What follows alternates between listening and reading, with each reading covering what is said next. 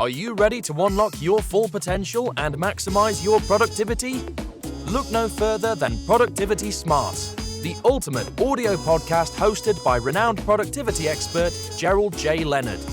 In every episode, Gerald shares captivating stories, invaluable tips, and cutting-edge strategies that will transform the way you approach productivity. Whether you're looking to reduce stress, overcome overwhelm, or simply get more done in less time, Productivity Smarts has got you covered. But that's not all. You'll also gain inspiration from real-life success stories of individuals who have achieved greatness through productivity. Plus, you'll learn the latest tools, techniques, and habits that will help you achieve a new level of happiness and fulfillment in your personal and professional life. So why wait? Join us every week as we delve into the exciting world of productivity and help you unleash your full potential. Get ready to take your productivity to the next level with Productivity Smarts. As a productivity expert and host of the Productivity Smarts podcast, Gerald J. Leonard has been a proud supporter of Kiva since 2011. Kiva is a non-profit organization that helps entrepreneurs in third-world countries access the capital they need to start or grow their businesses. By making a small loan through Kiva, you can help these entrepreneurs achieve their dreams, support their families, and contribute to their local economies. And with a repayment rate of over 96%, your loan can be relent to another entrepreneur once it's repaid, creating a ripple effect of positive change. So if you're looking for a meaningful way to make a difference in the world, consider making a loan through Kiva. With loans as small as $25, anyone can be a microlender and help change lives. Visit kiva.org to learn more and start lending today. Well, today I have with me Dr. Gary Sprouse. Dr. Gary Sprouse has been a practicing primary care doctor on the Eastern Shore of Maryland for over 38 years. He graduated from George Washington University Medical School in the top 10% of his class and is a member of Mensa. He has taken everything he has learned about stress reduction and crafted his first book, Highway to a Happy Place, a roadmap to less stress. He aims to have everyone living in their happy place. Dr. Gary, how are you? Good. How are you doing today? I am doing great. I am so looking forward to our conversation. We started having some conversation before the podcast started, and I was like, we got to capture what we're talking about because we're having such a great conversation. Yeah, I was right. This is fun. So before we get back to the story of the zebra, okay, let me ask you this question. What has made you successful in your life to where you are right now? What is it about you that's made you successful? Well, I think there's two things. One is that one of my mantras is work hard and play hard. So when I was in medical school, I would study really hard, but then I would also play hard. So we played basketball. I did dance studios. Played football. It was like, because when you're trying to work that hard and memorize all the stuff, one of the lines in medical school is we forget more than most people ever remember. You have to balance it with some fun in your life, or else you just drive yourself crazy. The second thing is I say, the harder I work, the luckier I get. Mm. And so people look at me and they go, oh, you were so lucky. I'm like, no, you don't understand how much hard work went into that. Exactly. And there was something I was just listening to earlier today, and it was like, instead of trying to move the mountain, you're trying to move a pebble at a time. And I think I do that. I didn't realize I was doing that, but that's exactly what I do. So it's like you chunk it down. You go, okay, I got this like if I'm reading a book, I go, okay, I got to read this chapter, then I got to read this page. And it's like when you chunk it down, then it doesn't get overwhelming. Exactly. Because, if you look at the big picture and all you see is the big picture, it becomes overwhelming and you don't know where to start. Right? You don't know where to start. But if you can take the big picture and then chunk it down, keeping the big picture in mind, but then chunk it down, then okay, I'm going to start at step A, even though I know this is the big picture, but I'm going to just keep going. And I'm going to enjoy the journey of the process more than feeling frustrated because I'm not there yet. Well, and that's an important point. Like, I see a lot of people they're looking to the end game, waiting for the joy to come when they get to the end, and they hate the process in the middle. Yeah. But so when they get to the end, they're so depleted that they can't even enjoy the end. Exactly. Personally, I like the journey. So I'm enjoying the journey, and I try to pull out the things that I enjoy to keep me going, because the end is nice, but I want to have fun while I'm getting there. Exactly. In fact, my wife and I were talking about that just today. And she was like, why do you do all the different things that you do? I was like, it's not just to accomplish the goal. It's because I really enjoy the journey of life and growing and learning as a person. Now, I have another question for you, and I want to go back to the zebra conversation that we had. And this question is, what is poorly understood about the areas of stress management? And I think the zebra story that we were talking about actually fits this pretty well. Yeah, just to start with, one of the things that I found, and I'm a primary care doctor, so I've done a lot of reading. Right. There's all these terms that we use that people know what they mean in their head. And they, like if I said you worry, you go, yeah, I got that. But when I sit down and say, try to define it, it gets really tricky. Like it becomes very superficial. Right. And so one of the things that I do in my book is define these things and say, this is what worry is. It's blah, blah, blah, blah, blah. Right. Yes. So for the zebra story, there's a book called Why Zebras Don't Get Ulcers. So humans have the amazing ability to envision the future. So we can look next week, next month, next year. So the problem though, is it has the side effect is then we have to worry about what's coming. Right. So the zebra doesn't have the ability. Like the zebra, they're eating grass, they're enjoying the grass. And then somebody in the herd smells or hears a lion, and all the zebras take off. Their fear system goes off and they run away as fast as they can. And when they stop being able to smell the zebra or stop or hear the lion, then they settle back down and they're back to eating grass again, right? Everything's great. But for humans, we hear a lion and we're like, oh, lion, and we run away as fast as we can. But then when we get somewhere where we're safe, we go, wait, what if the lion came back? What if my leg was hurting? What if my grandson was with me? So we can make up all these what ifs. So our alarm system is continuing to go off. And the problem with the future is it's not real and there's nothing to make it stop. So you can what if and have this giant fear reaction as long as you want to. Exactly. So we need to be a lot more like zebras when it comes to managing our stress. Well, okay. See, now you bring up the good point, right? So what I hear from psychologists is like, well, just live for today. And you're like, okay, well, that would work if it's possible, which it is not. Because when you're a human, like I know how many times you sent me notes going, okay, we're in next 3 hours, the next 15 minutes, right? Like we're looking into the future all the time. Right. It's literally part of our environment. Yes. And so it's not possible to do it, number one. But number two, why would I want to give up my greatest skill because it has a side effect? Right. Like let's keep the skill and lose the side effect. So one of the things that I talk in my book is how can I envision the future and plan, but not with fear? And that's critical. It's the fear that gets us into trouble. That's what's running our motor at 100 miles an hour. Yes. That it really, really is. Right. And puts all the stress in your spine and everywhere else. Exactly. Like I like your idea that you do yoga, then that helps kind of like release the energy from your body. It gives it some place to go. But it also, I guess that's probably one of the nice things about yoga. It does two things. One, it reduces the amount of stress that you have, but it also gives it some place to go. So it's killing it's dealing with stress in two ways at the same time. Well, yeah, it has made a massive difference in my life to have a routine in the morning. And sometimes it can be 6 minutes, sometimes it's 9 minutes. And I always start off with, I tell people, I always started with this exercise called pigeon, which is you fall on the ground and you put one knee in front of you and you just kind of lay your body over it.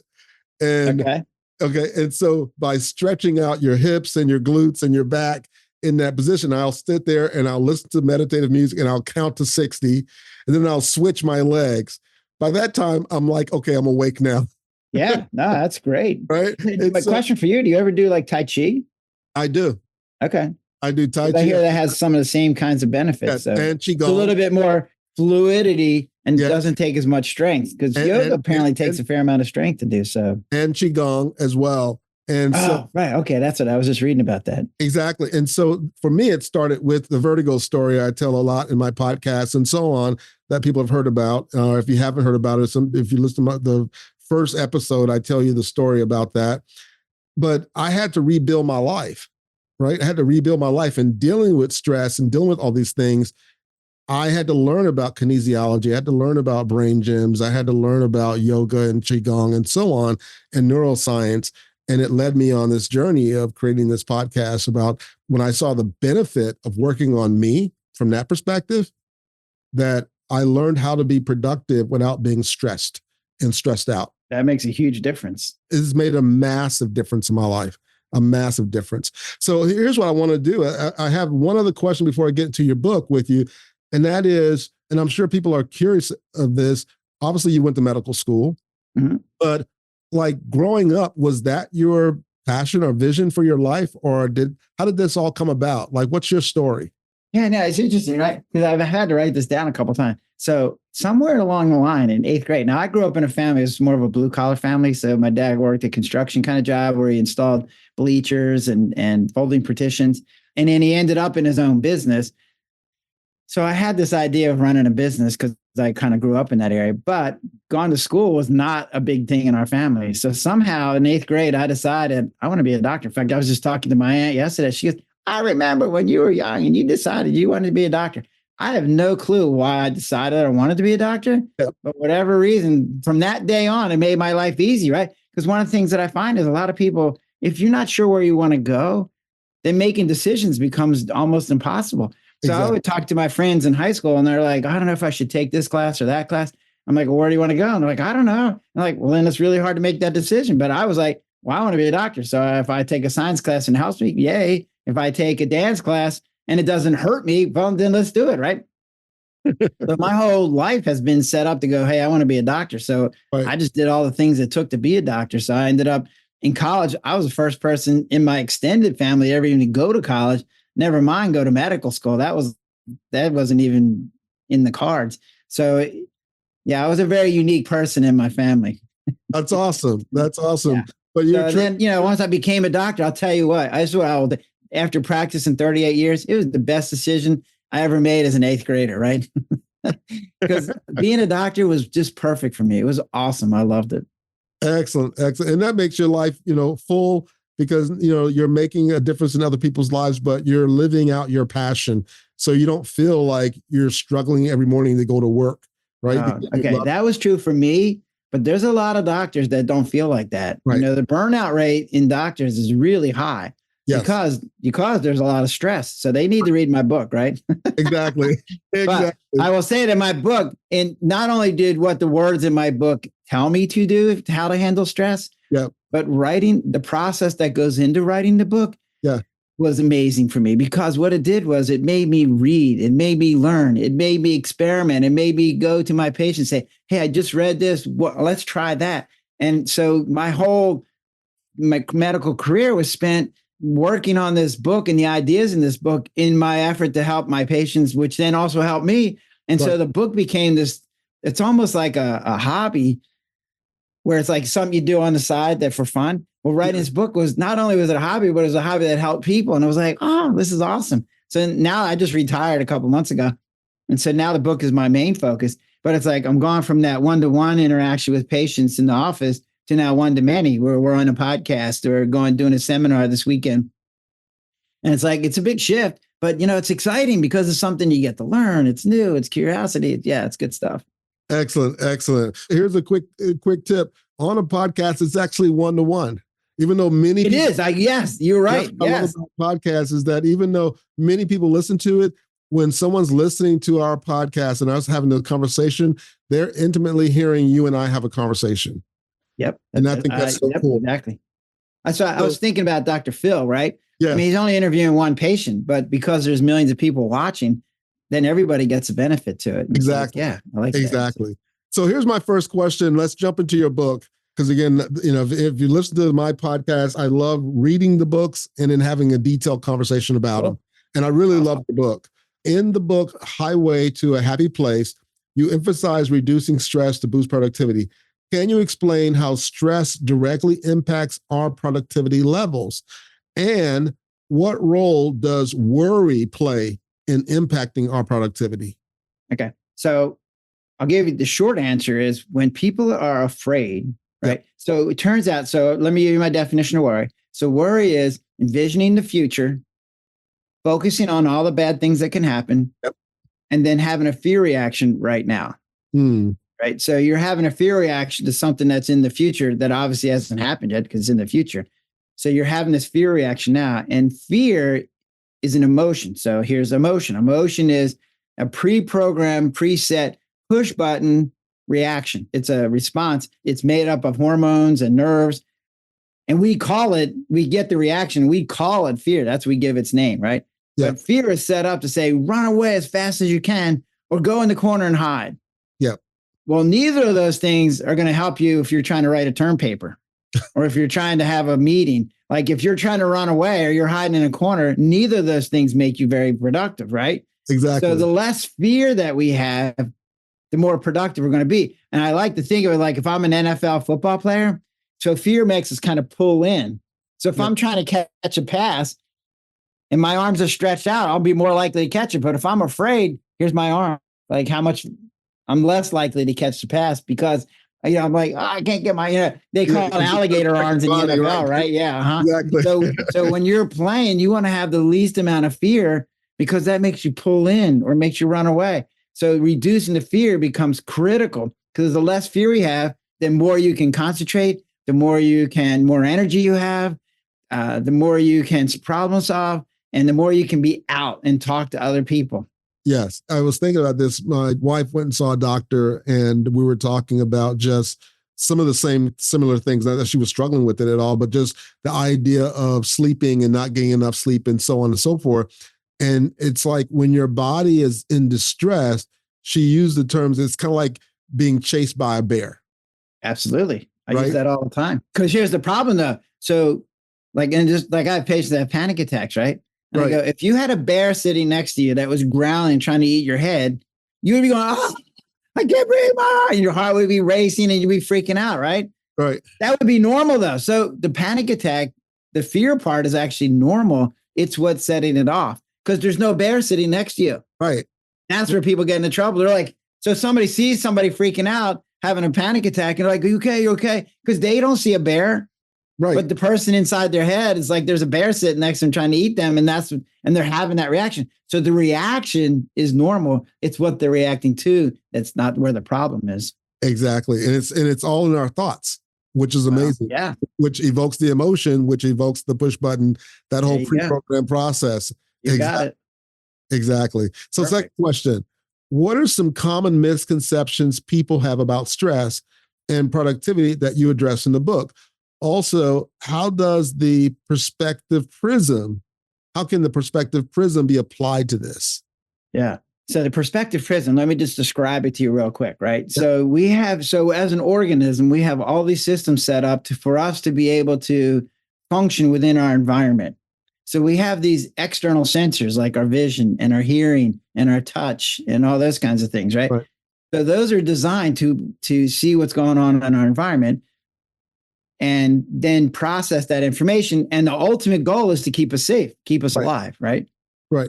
So there's stuff coming from the outside, but then there's also stuff come from the inside. I feel hot, I feel cold, right? I'm hungry, we're thirsty, I'm lusting after somebody, right? We have all these internal sensations, but all this input goes through what I call this perspective prism.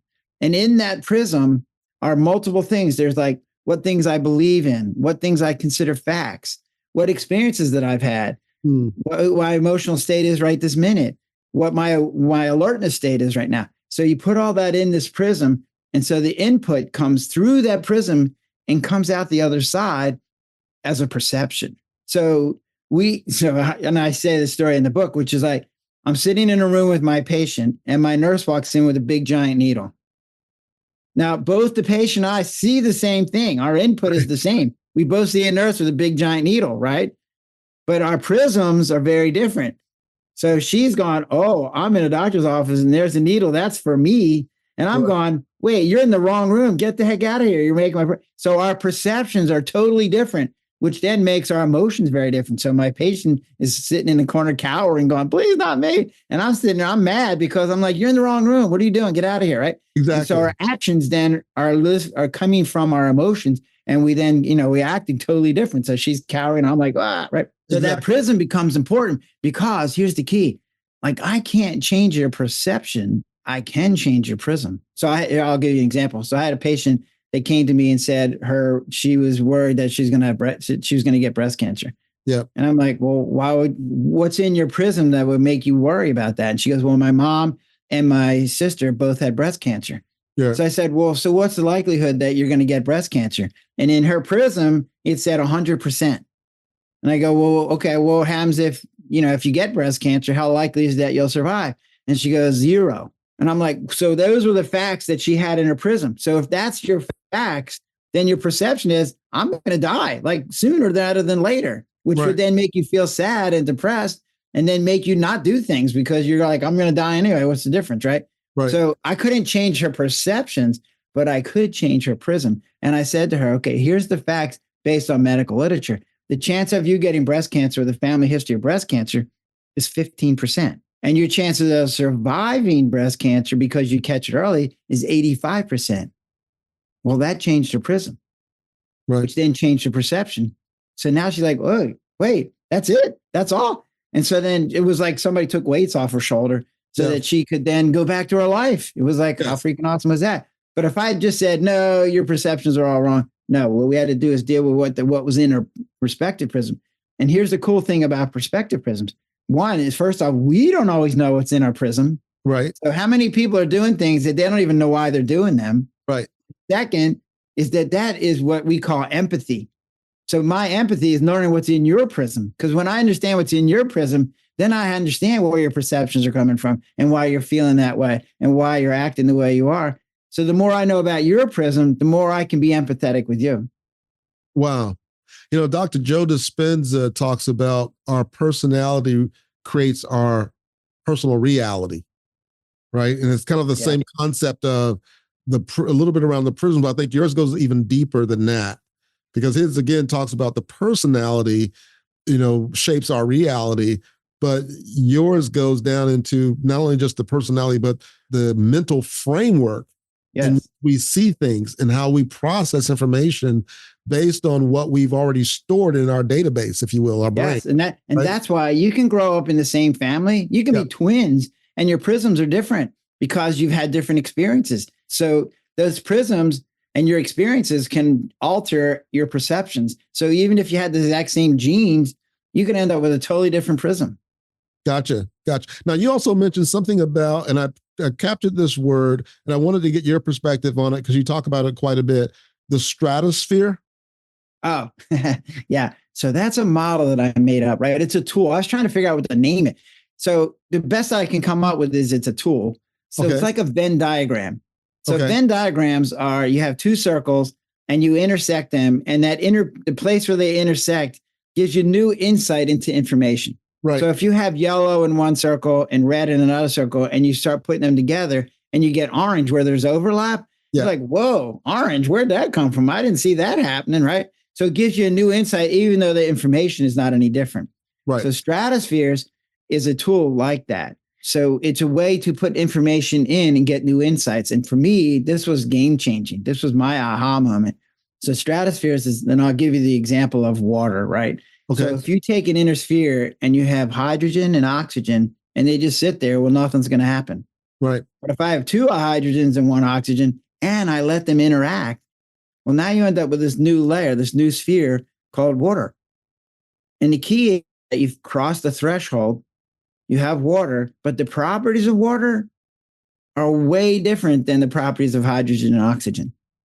They're not even I'm not even sure they're predictable. If I just gave you a couple hydrogen atoms and an oxygen atom, and you said, okay, what's that going to make? You're like, I don't know. Wait, what? And it's going to freeze and it's going to melt. And I'm like, what? Yeah. So if you take it, say, use the letters now. So I got one letter, I got A, and it's in my center circle. Well, nothing's going to happen there. Now I put 26 letters in there, but I don't let them interact. Well, now you got 26 letters, but nothing's happening. But when I let them interact, they cross the threshold, and now you end up with words. Right. And what you can do with words is way different than what you can do with letters. But you couldn't have words if you didn't have letters. Gotcha. And then if you take that to the next level, you get the books. And so now you got a book, and you're like, hey, you know what? A book is actually a bunch of words, but it's actually a bunch of letters too. You're like, wait, did you ever describe a book as a whole bunch of letters stuck together? No, right? But so that relationship becomes critical. So what I did was then say, okay, let's take stratospheres and let's apply the information we have about the brain. And what you get out of that is when you have enough brain cells and they interact in a certain way, you cross a threshold and now you have a mind. So what you see is humans have crossed that threshold and we have a mind, but not every human has. So I have a 1-year-old grandson. Guess what? He doesn't have future. And my patients in nursing homes that had really bad dementia, they've crossed back over the line. So they can't look into the future either. Right. And so that mind skill is something that we are unique in the animal world. So other organisms have a little teeny sliver of mind, maybe. Like they can choose a little, they can see a future a little. Like I was just reading some article that elephants can call each other by name. And you're like, okay, whatever. Like it's this little thin layer. Ours is like really thick, right? Yes, yes.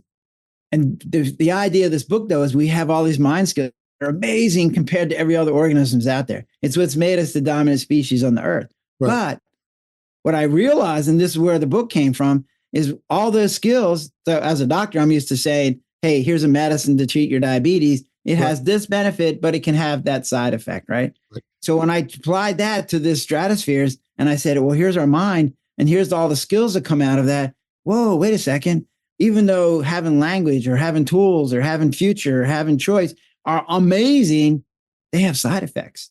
So when we're envisioning the future, then we worry about it. Right. If we have choice, then I go, oh, I regret the choice I made. Right. Or we have right and wrong. And you're like, oh, now I feel guilty because I did something wrong. We have good and bad. Right. So all those things have side effects. And the key to this book is then, well, how do we keep our skills and get rid of the side effects? Exactly. Exactly. One of my coaches, Dr. Paul Shealy, who's created a number of books and some other programs, he created this quadrant that has like 8 different questions or thought processes. And basically, the left side of the quadrant is the present and the right side of the quadrant is the future. And one of the key questions that he would ask as you're thinking about your future and your goals was down in the bottom right-hand corner, which is your present, which is your future negative, right? Because the top part of that would be where you were. Right. And so the future negative is, what future negative will this goal lead to if you do not manage the risk happening? So it's kind of like what you're just saying. Yeah, no, you're exactly.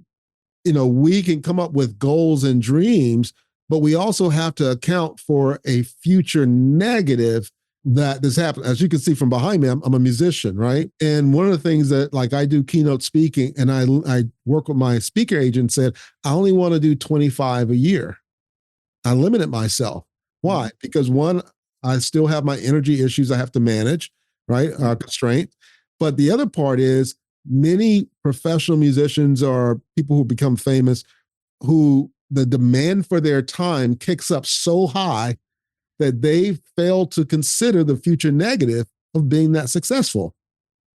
And then they find themselves on drugs, doing this, doing that.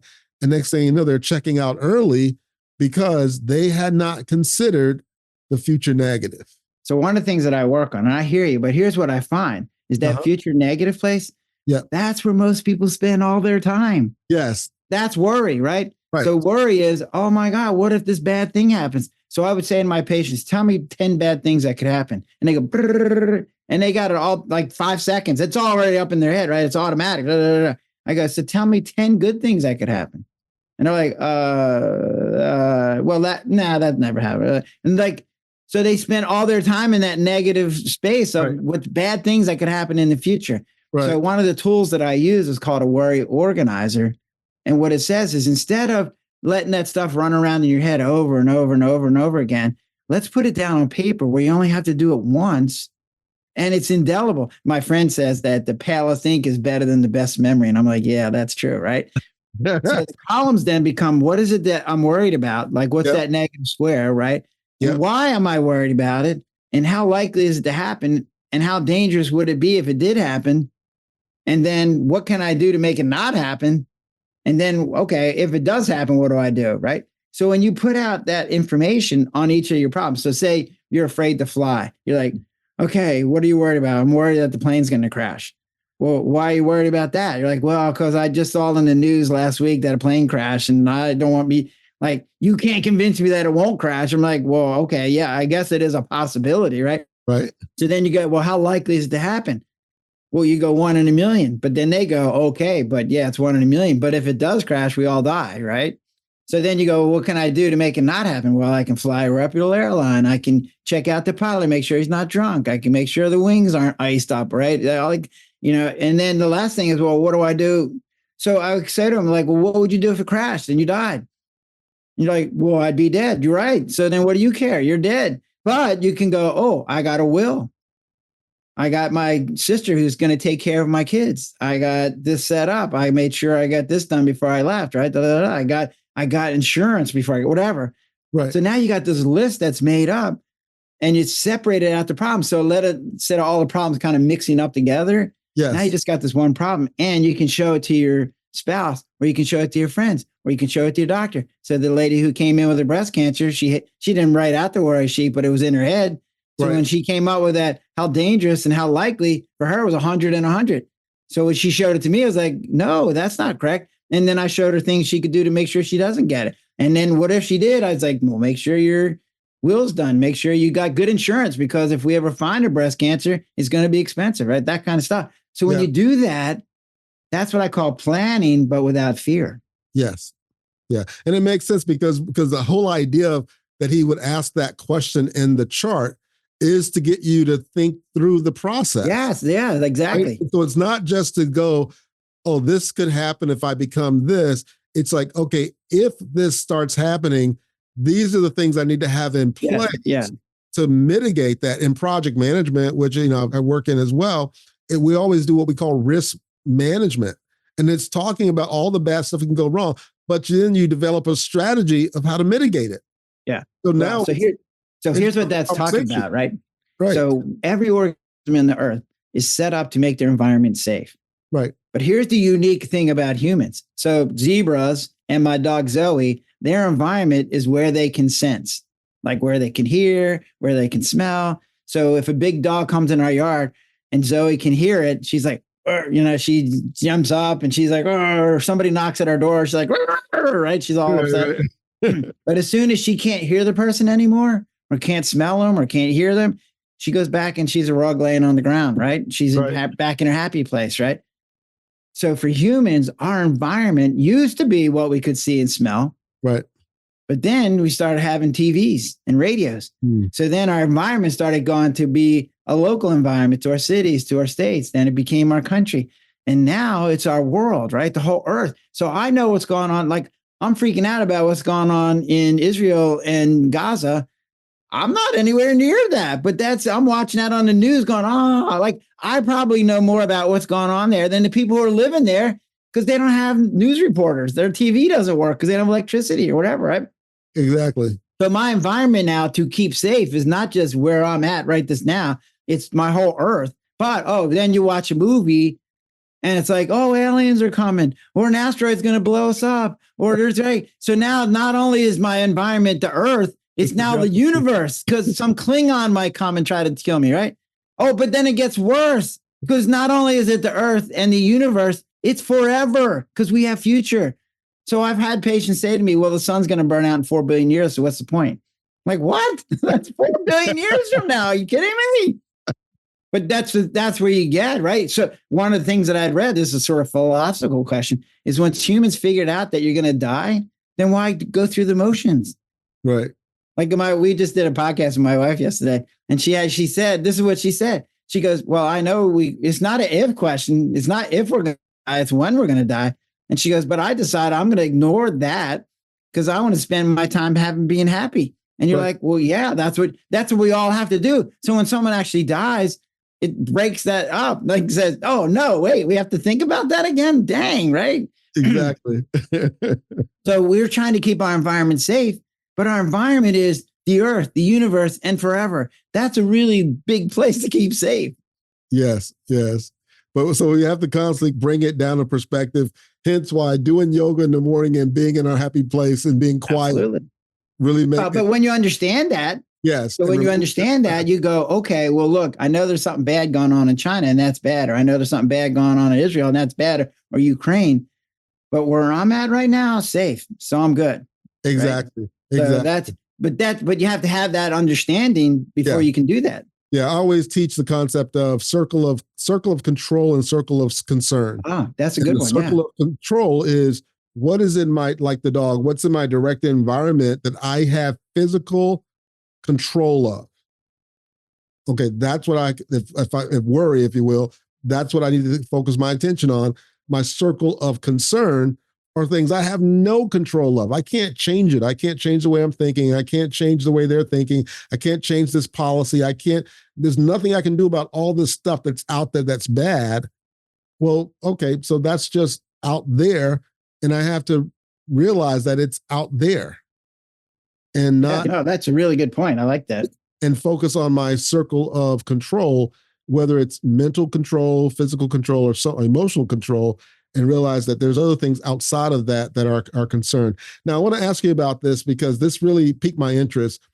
And I'll start it with this question. It is, how do you suggest balancing the pursuit of productivity with the need of relaxation and mental well-being? Now, preface that with what you talk about in the book around hypnosis and NLP, because you mentioned in the book that there were certain things that some of your patients had gone through, that whether it was other therapies and so on, church or prayer, they just couldn't get over it, right? Because it was a traumatic issue, a traumatic situation. And I also like your definition of hypnosis, that it's not, just kind of like blindly being led somewhere, but that you're aware of what's going on. But can you talk about this idea of hypnosis and NLP in a relaxed mental well-being state? Yeah. Well, first off, I'm just reading this book right now, and I'm probably late to the game. It's called How the Body Keeps Score. Yep. And it's talking about how we deal with trauma. And it dovetails in with what I'm doing, because what he said is that trauma, and most of us have had some kind of traumatic event in our life, right? Is that it's stored in a different way. So our normal memories, we go, okay, hey, I got online and I got on this podcast and we said these things. And at the end of the podcast, I said goodbye and we went on with our life, right? So there's a beginning and a middle and an end to the story. And that's what most of our memories are like. But these traumatic memories are not like that. They're just this explosion of emotion, and it's usually fear or anger, but it's like this explosion. And then there's these little pieces of fragments of pictures in our head, but they're not coherent. So when someone says, what happened to you? You're like, I don't know. And it's like they just have this giant emotional ball inside of them. So they don't have any words that even describe what's going on. And even over time, they eventually get a story that they can tell, but it doesn't really explain what really happened, right? So what hypnosis does, and I think of hypnosis like anesthesia. Yeah. So if your gallbladder got screwed up, I could take your gallbladder out without anesthesia, but it would hurt like a lot, right? You might no, I don't want you, right? But if I give you anesthesia, you're like, yeah, sure, why not, right? You're the same body. What's the difference? Because you can't sense it anymore, right? So you're more relaxed, and your brain can't process the pain that it's gone through. And so I can take your gallbladder out, and you can live your life without your gallbladder attacks. So hypnosis is a way to relax, and it turns down the outside world and turns up the inside world. So all the stuff outside is not really you're not paying attention to it. So it gives you more attention to what's going on inside. So now you can see things that you couldn't see before because all this other stuff was in the way. Right. And then while you're in that state, then you can go back and reprocess what happened in that traumatic event and reframe it, is what I call it. What I call it reframing. What this guy in his book would call it would be you're integrating it into your, and so now you're able to give it a story. You're able to understand where the emotions came from. So now you're not just set off when it gets triggered. Right. I had a patient that we use this, and that's what I write in the book, is that she had been beat up when she was like 40. Yeah. And it was a traumatic event. And she spent 20 years taking medicines, going to church, drinking alcohol, having panic attacks. And when we reframed it, when she turned out the outside and looked at the inside and said, wait, let me look at this under hypnosis. And she said, and she hears the story she tells me, well, yeah, I got beat up. And what she does is she passes out when she freaks out. So she passed out. And when she woke up, the guy was beating up somebody else. And so she had a decision to make, that she could get up and help the other guy, or because she could just keep pretending like she was dead. Well, she decided to get up, call the police, help the other guy, distracted him so he didn't keep beating out the other person. And everybody got out safe. So when we got done the hypnosis, which was only like an hour, at the end of that session, I was like, so you're a hero. And she looked at me like, what? What are you talking about? What do you mean a hero? No, I was a victim. I was in pain. I was out of control. There was nothing. I passed out. I'm like, no. You made the decision to risk your own life because you could have laid there and played dead, but you risked your own life to get up and help that other person. That's what heroes do. And you saw her body changed. Her face smiled. Everything changed. And she went so she reframed that horrible incident from being a victim in pain and isolated to, oh, now I'm a hero. Right. Well, that made it a pleasant memory. So now before we did that, if you said, oh, what happened when you got beat up? She's like, oh, right. There would be this body reaction. And when I said to her after the hour, I said, so tell me what happened when you got beat up. She goes, oh, yeah, there was that time when I got beat up. And it was like, there was no physical reaction because now it was something that happened in the past that she actually had been successful at. And so it just changed. It changed her prism, which then changed her perceptions, changed her emotions, changed her actions. Now, I will tell you in the book, what I talk about, she came back 2 weeks later. And what happened was that incident had actually triggered something from her older path. So when she was 8, her dad, I think he had been drunk at the time, took a knife and cut her mother up with the knife, right? He like slashed her a couple times. Yeah. So there's blood everywhere. So she had that same kind of reaction. Right. And we did the same process with that. And what she found, because her memory was, I'm there by myself and my dad's cutting my mom with a knife and there's blood everywhere and I'm by myself and I don't know what to do and I'm overwhelmed and there's nothing going and nobody came to help us. And they're right. Okay. So under hypnosis, she got more details of the memory and it was like, oh, now I remember the neighbor from next door came and got me and my brother, who was 4 years younger than her, and took us away. And they were the ones that helped clean up the blood. And my mom did fine. Blah, blah. So again, I was like, oh, so you're a hero again. Like you were worried about your little brother. And then you were also a part of a community because one of her concerns had been that the community had abandoned her. And now in her new memory, she goes, oh, they didn't abandon me. They were there for me. And again, it reframed that memory, changed where the emotions and integrated it. And so now she's doing way better. Doesn't need to take medicine. She's, now she's enjoying her life. Exactly. Which is fascinating because I'm trying to remember where I heard this from. It could have been either one of the books I read or something that I've heard from, again, Dr. Sheila or Dr. Joe Dispenza. But it was the idea that our memories, our past, is stored simply in our minds, right? I mean, it's stored in our bodies. It's a collection. But when we refer back to what is our past, many times the only place we have to go is in our minds. So when you look at memories, they're stored in fragments, and then we put the story back together. Exactly. But when you can't put the story back together, that's a mess. Stories, right? We create, and they're emotionally charged. So like this lady, when you talk to her, she was reacting as if she was 8 years old, and this was right in front of her.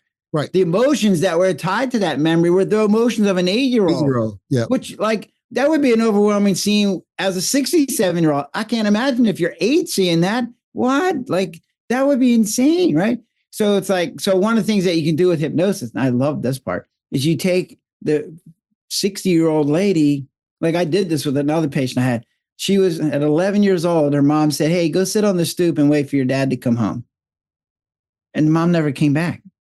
And so this lady I met her when she was 70, right?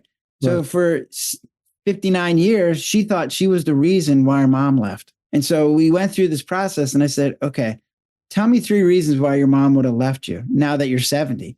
And she said, oh, well, maybe she was having a mental breakdown. Maybe she had fallen in love with another guy who didn't like kids. Maybe she was an addict and needed to go get help, whatever. I was like, well, those are all great ideas. They would make sense, right? And I said, guess what's common in all this? And she's like, I don't know what. They don't involve you. You weren't the cause. And it shifted. It shifted in her head, right? Yeah. And so then we go, okay, you as a 70-year-old through hypnosis, because now you're relaxed and you're going back to this memory. Go back to that 11-year-old and hug them and say, hey, you know what? Whatever you did to get through, you made it. And here I'm here for you. And hug that 11-year-old and make them feel safe. It's amazing stuff. Let me ask you this: as a medical doctor, obviously trained, and you've gone deep into this area. I find that process so amazing that we as human beings, right, that when we have a trauma or something that happens to us at 5, at 7, at 10, at 15, and now we find ourselves further in life, 40s, 30s, 50s, 60s, 70s, as you say, that we can mentally go back in a relaxed manner, embrace that previous memory of ourselves in that state, rectify it, have a conversation with that younger self, if you will, and rewrite our memory, rewrite our programming, rewrite the emotional response that our brain has to that memory. Yes. How is that possible? Well, because that's how our memories are stored. Our memories are stored in chunks, and they're stored in chunks and they're attached to emotions. So when you change the chunks or you change the perception of the chunk. So in my prism analogy, right? If I change what's in the prism, it's going to change your perception. So now when she describes that memory to somebody, before it was like, oh, that was a bad time. I was afraid. I was this, I was that. And now it's like, oh yeah, I was a hero. Well, look, that changed the story. So now when she remembers the chunks and puts the pieces back together, now there's a coherent story. There was a beginning, a middle, and an end, and now she can tell the story, and she's a hero in the story now. So it's fun to tell the story now, Right. So like I'm gonna be personal with you, right? So my dad had a problem with alcohol, right? Yep. But I was the oldest, and so he would take me on work because he had bad back, and so he would take me as protection, I think. But I was like, I don't know, 12, 13, 14 years old. And he had to go to New Orleans. So now we're in New Orleans. That's, 1,000 miles from my home. And after work, he's drinking with the people at work and they go to a bar. So now we're at a bar and I'm 12, 13, 14, right? And he comes to me and says, hey, somebody wants to have a fight with me. So I'm going to go, but I'll be back.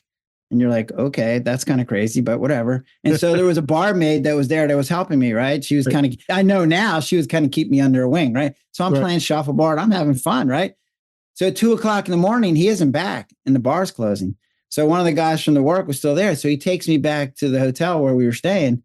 And I'm like, I had a couple of dollars in my pocket. So I go to an all-night burger joint, get something to eat. So I'm strolling back to the hotel room and my dad comes driving up and he's flipping out. And I'm like, what are you flipping out about? He's like, oh my God, where like, I lost you. Right. He's flipping. It's like, at the time, there's a book that I'm involved in called Mindset Matters. At my time, I'm like, dude, I got this. I'm 12. I'm in New Orleans. I'm by myself, but I'm all right. I got skills. I got money. I know how to handle this, right? Then I became a father, like 20 years later, right? And I remember that scene. And I'm like, what? I can't even. You take your son to a bar and leave him there? How could you possibly do that? This is insane, right? So your perspective changes because of your experiences and where you're at in life and things like that. So that's how it works. Gotcha. That's fascinating. I find that just amazingly fascinating how our brains work in this whole process. And it's something that you can never, I find that it just makes me want to learn more and more and more about how this whole process fits together on my own personal journey. Well, that's why I like the stratosphere, is because it gives me the ability to separate a mind and brain. So that I can go, oh, that's a brain thing. Oh, that's a mind thing. They're separate, but you can see how they're integrated. Yeah. So if I do something to your mind, it will affect your brain. If I do something to your brain, it will affect your mind, but they're separate. And so you can't, like, I see people interchange those words, brain and mind. No, you can't interchange it. They're different because some humans don't have mind. It's one of the reasons why people fear losing their mind more than they fear dying. Because that's what keeps us as humans. That's what identifies. So patients with dementia, like, it's treated like you're dying, right? Because like, oh my God, you're not as human anymore because you don't have those mind skills. My mom. It's what makes us unique. My mom recently passed in April from dementia and had 10 years. And so I watched that decline happen. And what was interesting though, is the power of music. Absolutely. Because I would go visit her, and this is where I knew she didn't know who I was. And I would play, I knew she loved gospel music and she loved jazz. And I would put on a playlist of either one, and she'd come back to life. Yes, absolutely. We would have a conversation and she would be there, and just wherever her mind was, it came back in her body at that time, and we could have a nice visit. And as soon as I turned the music off, within a matter of seconds, she was back into that dementia state of basically deteriorating. So it is very powerful. Yes, absolutely. Well, so people talk about we only use 10% of our brain. Like, yeah, no, we use all of our brain, because I see people who have had dementia. And if you did an MRI of her brain, it would look pretty normal. And you're like, no, it's not working because something's really seriously wrong. What I find is, and this is what I put in the book, is that I use, instead of the word conscious and unconscious and subconscious and all that crap, I go, there's directed awareness. So we have the ability in our brain to say, hey, what's 2 + 2? And I can go, oh, it's right there. It's 4. Or if I go, hey, raise your right hand, like, oh, and I can find the motor neurons that make my hand go up, right? Right. But only about 10% of our brain is connected to directed awareness. So like in your mom's case, there's a whole bunch of her brain that was attuned to music, but her directed awareness wasn't. And so when you turned on the music, the rest of her brain was like, oh, this is good stuff. But her directed awareness couldn't find where it was, right? So like she can't find your name, but that part of her brain that's attuned to music, that was stimulated. Exactly. And that makes sense to me. That makes a lot of sense to me. So let me ask you, I got 3 more questions and 3 more areas I want to ask you about that were really intriguing to me about your book. You talk in your book about realistic optimism, and maybe that's the idea of the future positive, but what do you mean by realistic optimism? Right. So I generalize and say guys tend to deal with their stresses by minimizing them, and women deal with their stresses by sharing them. Yeah. Right. So when you're viewing the future, so the antidote to worry, so you're looking into the future, focusing on all the things.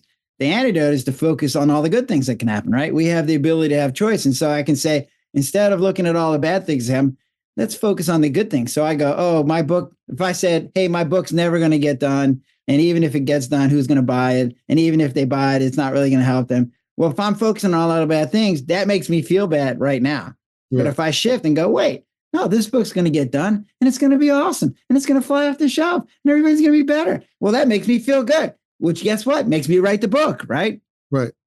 But, and this is as guys, we minimize. So it's many guys minimize to the point where they call it denial. Like, so their wife is going, okay, that bad thing could happen. You're like, no, that could never happen. The plane's never going to crash. Well, maybe it will, right? Who knows, right? So what I said was, you can't have just rose-colored glasses and only see the good things that are happening. You have to be realistic and say, okay, bad things could happen, but I can plan for the bad things without fear. And that's the key, right? And that's where the worry organizer comes in. That's the worry. There you go. That's exactly right. That's where the worry organizer comes in. It's all coming together now. It all comes together. Yay. All right, 2 more areas. You do talk about low self-esteem, and I kind of preface it around this questions of how can a workplace environment be optimized to reduce stress and boost productivity according to your principles, in conjunction with understanding the power of low self-esteem, and how do you talk about it in your book? Yeah. So a couple of things. And my ideas of self-esteem have been evolving as I go along. But what I find is that self-esteem gets started when you're 1. The first time you figure out you're different than your mom and your dad, your self-esteem starts. Yeah. And so you're taking that information in. So if your parents are going, oh, you're wonderful, you're great, your prism starts going, hey, I'm wonderful, I'm great. But if your parents are like, oh, you're fat, you're ugly, you're this, you're that, your prism starts taking on negative, right? Right. And so now, because all the information's coming in, and there's this thing I use called 4Ds, and it's talking about how you process the information. So if your self-esteem comes in at low, right, then information that comes in and says, hey, you're really good, you're like, wait, what? That doesn't fit. That doesn't make sense. My prism says I have low self-esteem. So why would you say that I'm good? That doesn't make sense. So then you try to alter the information to fit. So you go, oh, you don't know what you're talking about. If you really knew me, or, oh, let's just talk about the weather. Stop talking about me. And so you get all this. So anything that's good that comes into a low self-esteem person, they disregard it or diminish it or deflect it. If somebody comes in and says you did something bad, they're like, oh, I hate hearing that, but it fits. So they don't do anything to alter the information. Right. But the opposite happens too. So if you have good self-esteem and someone says, hey, you did a good job, you're like, yeah, that's what I thought. Yeah, thank you very much. And if somebody comes in and says, no, you did a bad job, like, wait, that doesn't fit. You're like, why? What's the matter? Why are you thinking this? Right? So you start trying. So it becomes a self-fulfilling prophecy. Yeah. And the other thing that's key to self-esteem is it's not just about self. So it turns out, like, when we're evaluating self-esteem, what we're saying is, what's your worthiness? How do you respect yourself? Are you doing things the right way? How would you do at a future task? What's your self-efficacy? What's your confidence level? And those are all the things that go into what creates our self-esteem. But if I say being a good athlete is something good that you want to be, right? Well, then when you're a good athlete, you're like, oh, that's good for my self-esteem. But if I live in a society that says we're all a bunch of bookworms and we think athletes are stupid and we shouldn't have them, well, if you're in that group, well, then being a good athlete makes you feel bad about yourself. Yeah. So self-esteem isn't about self much. The group has a lot to say about what the characteristics are and whether they're good or bad. And so we've seen in our society currently, we have this yin yang of, like, some people think being gay is a really good thing and it's okay. And other people think, no, it's a really bad thing. Like we're doing this with marijuana. If you were a marijuana smoker, oh, you got to go to jail for 20 years. And now we're like, oh, no, it's okay. Go ahead and do it. Right. So your self-esteem has a lot to do with what the group thinks. And that matters because then self-esteem isn't always in your control. But the second thing that I found is that most people don't keep track accurately. So most of the psychologists say, don't worry about your achievements because they fleet, they come and go, and that shouldn't affect your self-esteem. You should love yourself for yourself. And you're like, well, that's a nice thought. But if you're 50 years old and you haven't figured it out, likelihood you're not going to figure it out, right? Right. And why? And I know when I typed in Amazon and I typed in Highway to Your Happy Place, I'm like, there it is. Oh, yeah, that's right. My self-esteem shot way up. Like, yeah, it's done, right? So what I found was it's not that achievements and failures don't affect our self-esteem. It's that we don't keep track. Right. So when I get up in the morning, here's what I say. I woke up. I'm still alive. 10 points. Yay. I got food in the refrigerator. 10 points. Yay. I'm safe. 10 points. Yay. My wife's still safe. Yay. 10 points. Right. There's water. There's indoor plumbing. Yay. So I get 50 points just by opening my eyes. I just accomplished 5 things just by opening my eyes. Right. Most people would wake up and go, ugh, I'm still here. I got to go through another day. Right. So it's like when you keep track accurately, I had one of my patients just say, tell me everything that goes well today. What goes right? Your car started, your toilet worked, your refrigerator was still on, there was food in the refrigerator, your wife was still married to you, you were still alive, right? He called me up about halfway through today. He goes, I don't want to do this anymore. I'm like, why not? He goes, that's too hard. This is a pain. I got to write down too much stuff. This is ridiculous. And that's where because we don't always do that, right? We take all the stuff for granted. Right. So when you start counting all your accomplishments, and here's the other thing. So here's my wife. She did this really nice thing yesterday, right? So she was standing in line at the grocery store and she was checking out, and the lady behind her had one thing, and she went to go to check out and she had forgotten her credit card. And the lady was all upset and like, oh, I don't know what I'm going to do. I'm going to put this back. And my wife's like, you know what? Just put it in there. I'll pay for it. It's just one thing. I don't care. Right. And so the lady's, oh, thank you so much. Thank you so much. Right. So my wife comes home, tells me the story. She got a big smile on her face. It lasts her about 15 minutes. And if I asked her about it today, she's like, oh yeah, that thing happened yesterday. That was like, so she gives herself a 1. I'm like, that's 10. Come on. But if something doesn't go right, she's beating herself up with a 10. So every negative thing is a -10 and every positive thing is a 0 or a 1. Well, that's hard to keep up with. Yeah. So if you say, hey, everything I do good is 10, and everything I do bad is -10. Well, guess what? There's literally no way you can make it through your life and not be positive. Right. Especially if you stay focused on what's working compared to what's not working. And many times self-esteem comes in when we focus on what's not working. Well, so here's what I found. So like I just finished reading this book on mindset, right? And that was written 20 years ago or whatever. But when you don't feel good about yourself, so here's I'll finish this analogy, right? So if you go, hey, I'm at -10 in my self-esteem and I don't like it. And somebody goes, hey, if you do this thing and you succeed, you'll get 20 points. So you'll be at +10. You're like, whoa, well, that's kind of nice. I like that idea.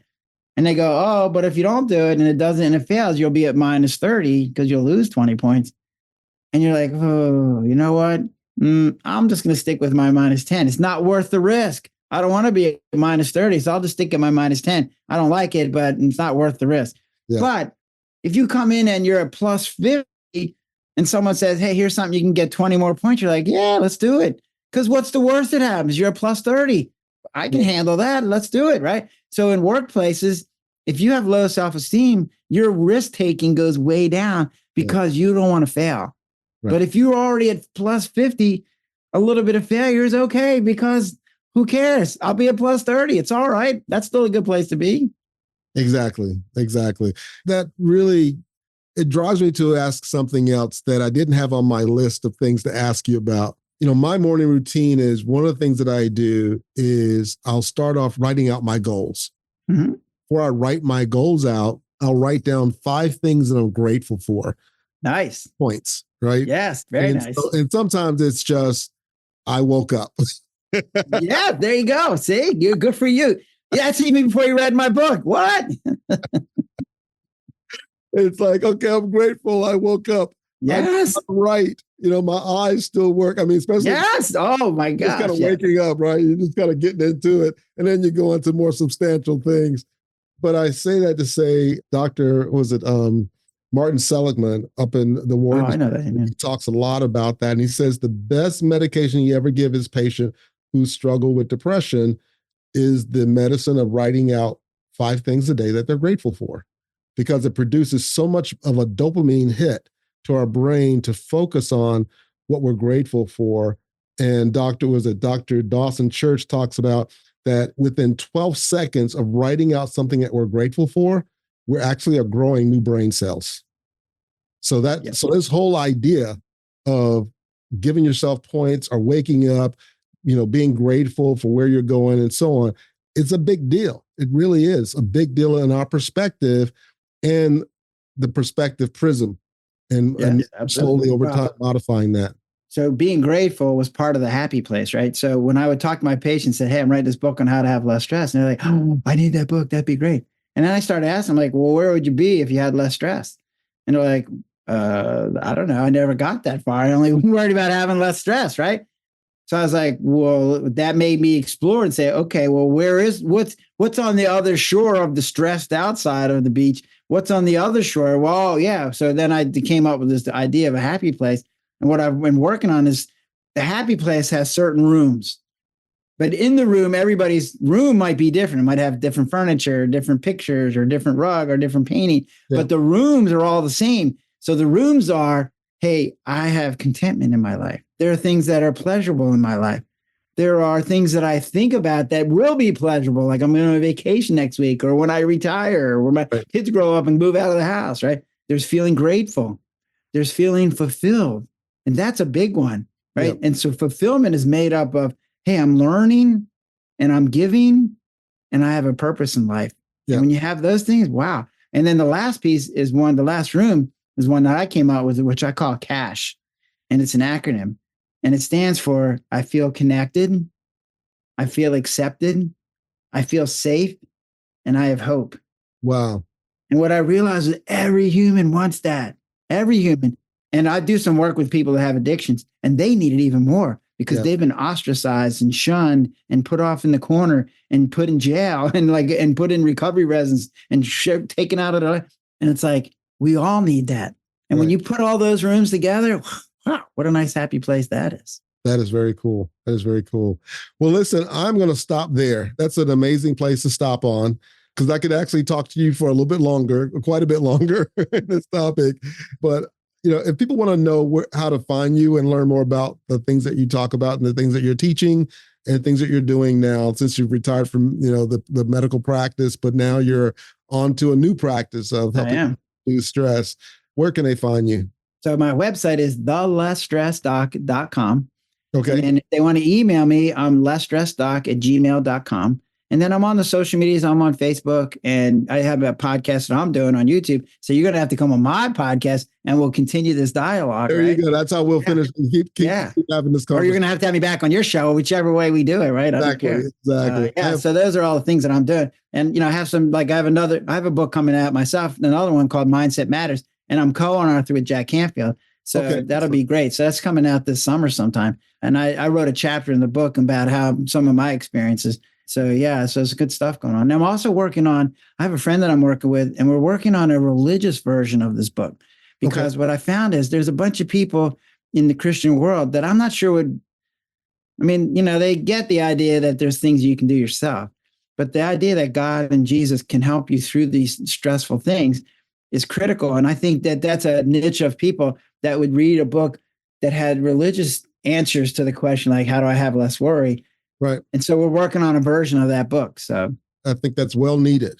That's well needed, because people of faith also struggle with some of these things. And although they pray and so on, many of them still struggle with how to make it, how to actualize it. Right. And how to happen. You know what I found? I've had several patients now tell me this. It's like, they hear it intellectually that God loves me and no matter what I do, and he's died for my sins and things like that. But there's this, they don't believe it. Right. And then somewhere along the line, something shifts and, oh, that's really true. Right. And they go, oh, and then it changes it's like they knew it, but they didn't believe it. And when they shift and they believe it, then they're like, oh, and it's like their whole world changes, because you're only changing one thing in their perspective prism. But that one thing is at the core of their prism, and it literally changes everything that they see after that. Exactly. And that's what I was going to say as you were talking. I was like, that's because there's something that's off in their perspective prism. So when those thoughts come through, they get, channeled, or they get manipulated the wrong way. And when they come out, they're still not fully believing in what's going on, or what. I think it comes down to, they go, oh, for you, Gerald, yeah, he does love you, but for me, right? So it's like, right. Yeah, so they believe it for other people, just not for themselves. So. There's a limiting belief that's keeping them from moving. Yeah, forward. There you go. That's the word. There you go. Yeah. Well, cool. Dr. Gary, it's been a pleasure speaking with you. I will definitely look to have you back on the show. I will definitely keep my eye out for your next book. Let's definitely connect on LinkedIn and stay in touch. And I would love to be a guest on your podcast. Yeah. And thank you so much for sharing all of the content and your insights. I thoroughly enjoyed your book, and we'll definitely spend some more time in it even after our conversation today. Excellent. Well, thank you so much for having me on. This is great. I just love doing this. And I'm hoping that your audience hears this, because here's what I tell people. Please don't resign yourself to live in a stressed out life. Yes. There's answers out there. You don't have to do that. And you're one of the answers. Like, how, listen to you, right? You've got some really good answers. It's like, read my book, whatever. It's like, don't resign yourself. Don't be that learned helplessness person. Like, there's ways you can take control back of your life. Excellent. All right. Thank you. If you're enjoying the content and finding it valuable, we would appreciate it if you could take a moment and leave us a review. Your feedback is important to us and helps us reach a wider audience. If you leave us a 5-star review, it would mean the world to us. Not only does it help us improve the podcast, but it also helps us attract more sponsors and grow our community. Thank you again for your support and for listening to the Productivity Smarts podcast. Thank you for tuning in to Productivity Smarts, where we help you achieve your goals and live your best life. We hope you've gained valuable insights and actionable strategies to boost your productivity and increase your happiness and fulfillment. Remember to apply what you've learned and keep striving towards your goals. And if you haven't already, be sure to subscribe to our podcast for more inspiring episodes and expert advice from our host, Gerald J. Leonard. Until next time, keep pushing forward and unleashing your productivity smarts.